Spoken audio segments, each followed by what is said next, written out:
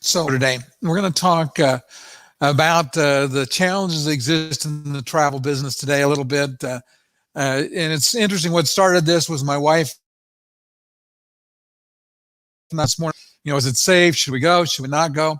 And so I did a little bit of research. I found some things that I thought I would share. Hopefully you'll find them interesting. Do some PowerPoint as we go through this, just because there are things that I wanted to make sure I got correct up on the screen for you to look at.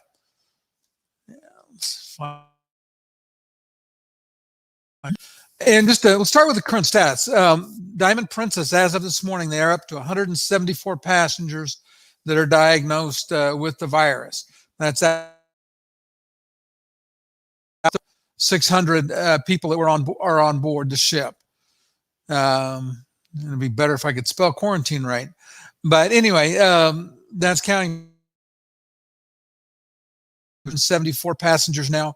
And that number is still climbing. It's nothing that they're particularly alarmed about, because all these people at one point in time exposed to the virus, and it's just taking a while for it to show up. On the World Dream from Dream Cruise Lines, what happened on that passengers in quarantine, they found that the passengers, they tested all of them, couldn't find anybody with coronavirus, so they let them disembark because it was based in China. And so for right now, that ship is not sailing anywhere.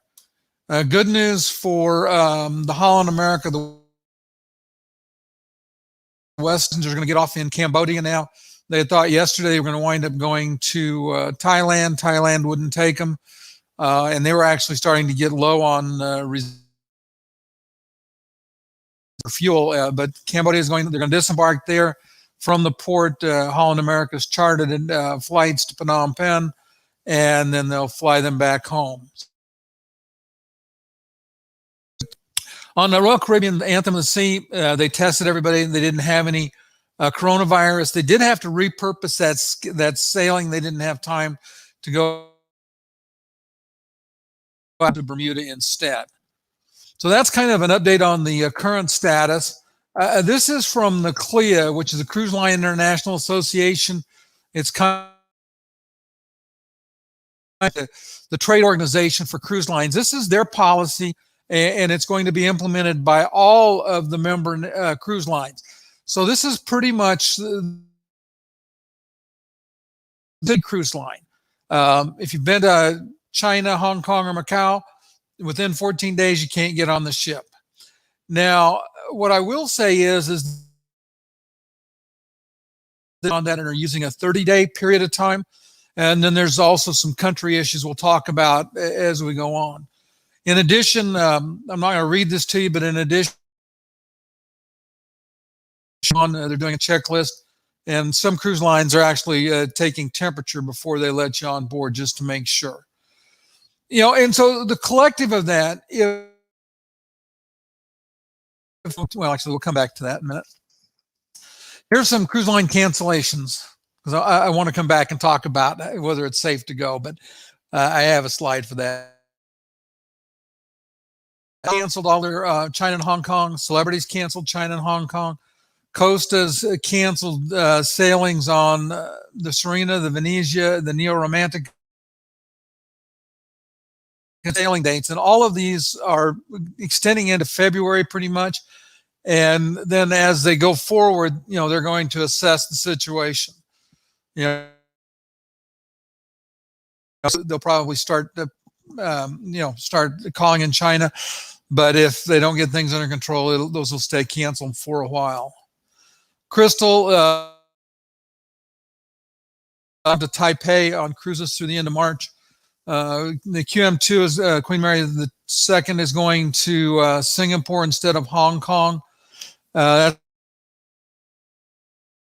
evaluating it. Same thing with Holland America. MSC's canceled their Shanghai sailings, and because they're moving that ship to Singapore on its grand voyage. NCL, they were just getting ready to bring the Spirit, which is being remodeled, out of, um, and it's kind of an interesting story because it was actually going back to where it came from, because it had come to the U.S. from Asia. It was part of Star Cruise Line.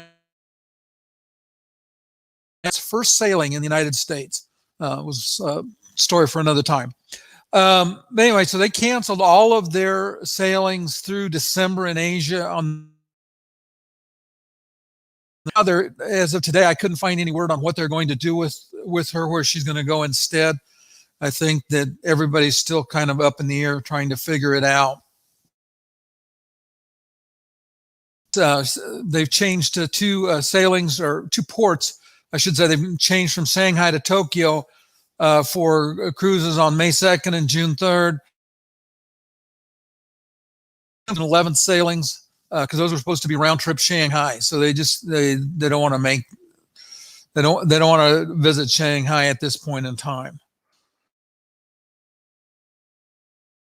Starting to see some restrictions come up, from countries. The Bahamas, if you've been to anywhere in that area, Hong Kong, in the last 20 days, you can't get off the ship. And we're seeing in Asia, in like Malaysia's got some restrictions. There's quite a few. So what you're thinking about, or have trips scheduled or trips planned to somewhere in Asia, and you've been to any of these places, Hong Kong or China, to make sure that exactly what the restrictions are, the embassy or the consulate, because there are some countries that are more restrictive than others.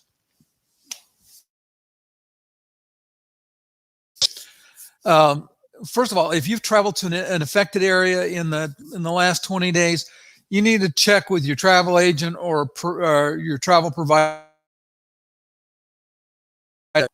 You just don't want to wind up going somewhere and then finding out you can't get on. And so now coming back to where my wife and I have a cruise planned out of Miami on March 2nd on MSC, and I have no concerns. I did some research, as I mentioned, for this show, but just in general, exceedingly concerned. The cruise lines are doing all they can to protect the passengers.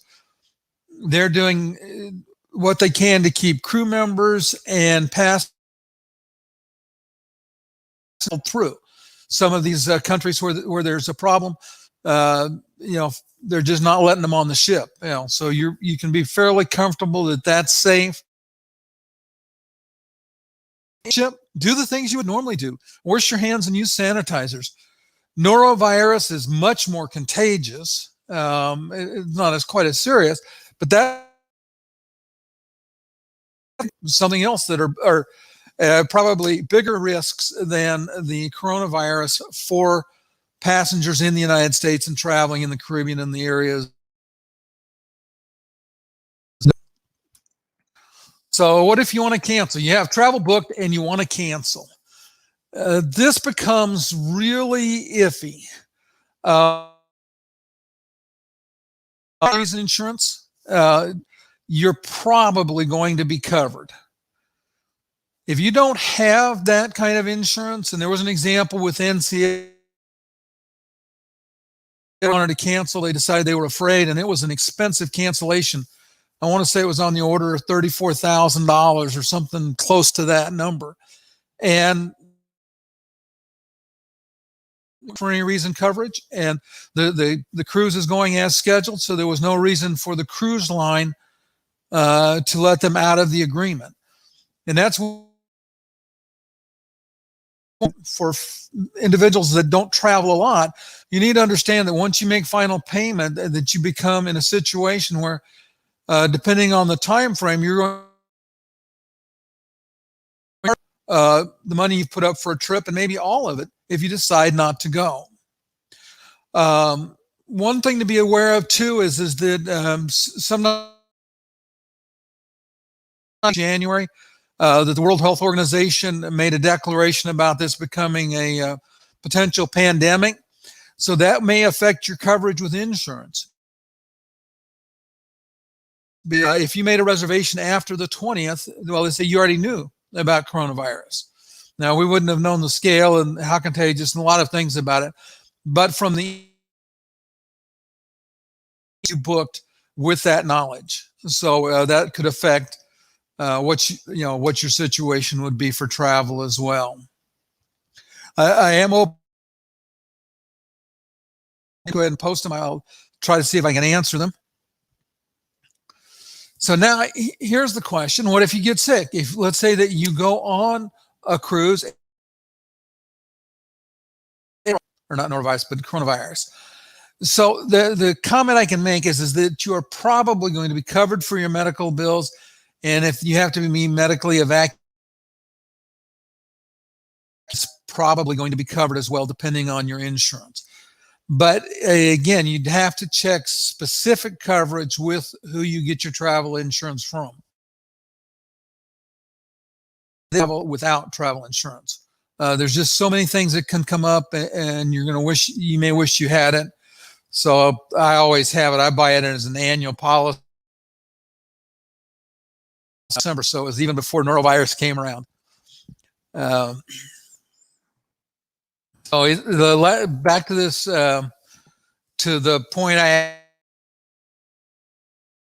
is it safe to travel to the higher risk areas? You should be in really good shape. You're not flying to China or Hong Kong or any of the other places that there are outbreaks.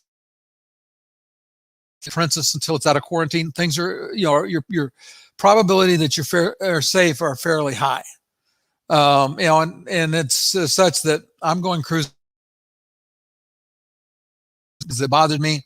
I hope you found this review of information helpful. If you did, please go ahead and smash the like. And if you like travel information, again, I'll take a quick look here. Any questions? I don't see any questions. I appreciate everybody for being here, and we'll see you next